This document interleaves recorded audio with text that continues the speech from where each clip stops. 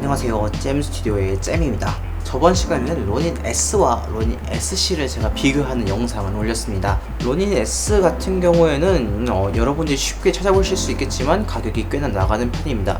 제가 산 이 로닌 S SHR 키트에다가 포커스 휠 그리고 이 케이블까지 합하면은 대략 74만원이라는 가격이 생깁니다. 그에 반해 이 로닌 SC 같은 경우에는 공식 사이트 기준 60만 9천원에 판매가 되고 있습니다.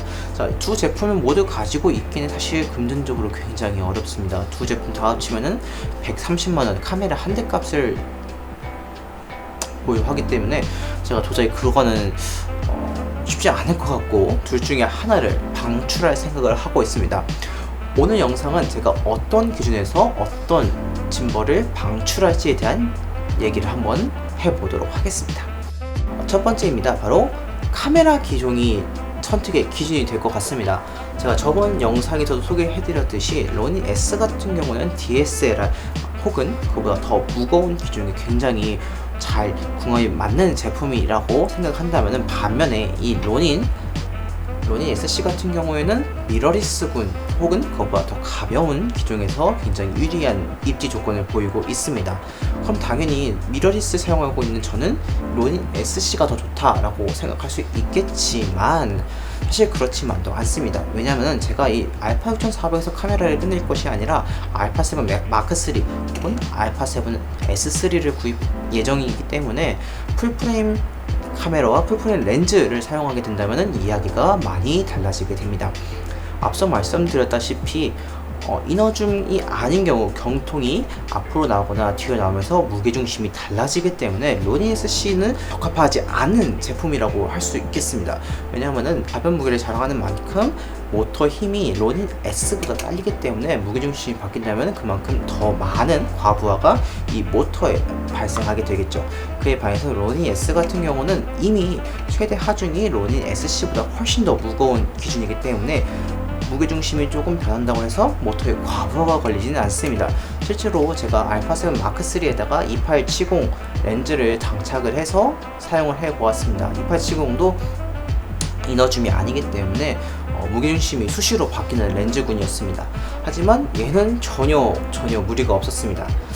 그에 반해 로닌 SC 같은 경우는 제가 직접 사용하지 못해서 어떻다고 말씀드릴 수 없지만 조금 불안한 거는 변하지 않을 것 같습니다. 그래서 안정성을 생각을 한다면은 당연히 로닌 S가 더 좋다고 생각이 됩니다. 그래서 일단 카메라 기종에서만 생각을 한다면은 로닌 S를 먼저 선택할 것 같습니다. 두 번째는 바로 기능적인 측면입니다. 기능적인 측면, 제가 앞선 영상에서 말씀드렸듯이 사실 얘와 얘 별로 큰 기능의 차이는 없습니다. 둘 다 훌륭하게 흔들림을 잘 잡아주고 그 외에 부가적인 기능도 굉장히 뛰어나기 때문에 얘의 기능이 더 좋다, 얘의 기능이 더 좋다 라고 말을 할 수는 없습니다. 하지만 분명히 차이점이 있는 기능들이 있습니다. 로닌 SC 같은 경우에는 액티브 트랙과 포스 모바일을 지원한다고 제가 영상에서 말씀드렸는데 아직까지는 로닌 S에서는 그 기능을 지원하지 않고 있습니다. 추후에 로닌 S를 펌웨어 업데이트를 하고 앱에서 업데이트를 해서 지원해 줄 수도 있겠지만 반대로 지원을 아예 하지 않을 수도 있습니다. 그렇기 때문에 추가적인 기능을 생각한다면 로닌 S보다는 로닌 SC가 조금 더 좋지 않을까라는 생각이 듭니다. 물론 실제 촬영에서는 액티브 트랙과 포스 모바일을 많이 사용하지 않을 수도 있지만 그래도 한 개를 더 있는 게 좋은 거 아니겠습니까? 그래서 개인적인 측면에서는 로닌 SC를 선택하도록 하겠습니다. 세 번째입니다. 바로 무게와 휴대성이 기준이 되겠습니다. 사실 무게와 휴대성을 얘기한다면 당연히 로닌 S보다는 로닌 SC가 압승이라고 말씀드릴 수 있겠습니다. 너무나 당연한 얘기가 되겠죠. 제가 실제로 로닌 S를 사용할 때 로닌 S에 기본적으로 제공되는 짐벌 가방을 가지고 다니는 게 사실 너무나 힘들었습니다. 부피를 보시면 제 몸만 합니다. 제 몸만한 가방을 매일 들고 다닐 수는 없습니다. 그래서 제 카메라 가방에 이 로닌 S를 넣고 다녔습니다. 다 분해를 한 다음에 넣고 다녔는데 어떻게 해서 잘 넣고 다녔습니다. 최대한 충격을 가지 않게 잘 패킹을 했는데 문제는 너무나 무겁다는 겁니다. 로닌 S뿐만 아니라 카메라도 있고 삼각대 그 외에 기타 장비도 추가가 되기 때문에 제 가방 무게만 해도 몇 킬로가 됩니다. 당연히 이걸 들고 다닌다면 굉장히 피로감이 빨리 쌓이겠죠.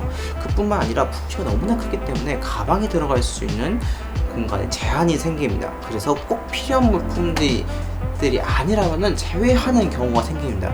그래서 간혹 이게 있었으면 좋았을 텐데 라는 장비들이 몇 가지가 생각났는데 얘 때문에 이 로닌 S 때문에 챙기지 못한 경우가 종종 있었습니다. 그에 반해서 로닌 SC 가방 같은 경우는 보시다시피 굉장히 컴팩트합니다. 그래서 제 몸보다 조금 더 작은 크기인데 직접적으로 비교를 해드린다면 로닌 S와 로닌 SC 가방입니다. 이런 식으로 부피면에서 확 차이가 난다는 걸 알 수가 있습니다. 이 가방만 들고 다니기도 조금 더 부담이 덜해졌다는 얘기가 되겠죠. 혹 이 가방이 좀 부담스럽다 해서 이 제품 로닌 SC만 가방에 넣고 다닌다고 해도 사실 부피가 굉장히 작고 무게도 굉장히 가벼워졌기 때문에 로닌 S보다는 상대적으로 덜 피곤하고 덜 힘들 거라고 생각이 됩니다. 그리고 부피 면에서도 줄어들기 때문에 그 전에 제가 뺐던 다른 기기들, 다른 장비들도 추가적으로 넣어서 갖고 다닐 수 있기 때문에 두말할 것 없이 이 로닌 SC가 한 표를 더 얻게 될 것 같습니다. 마지막 네 번째입니다. 바로 가격과 구성이 기준이 되겠습니다. 가격과 구성 어느 정도 직감을 하셨겠지만 로닌 S 얘 같은 경우는 에센셜 키트만 산다면 60만원대에 구매할 수 있지만 저처럼 포커스를 구매하고 케이블을 구매한다면 단숨에 70만원대로 뛰어넘게 됩니다. 그리고 에센셜 키트가 아닌 스탠다드 키트를 산다면은 대략 90만원의 가격에 구입을 할 수가 있습니다.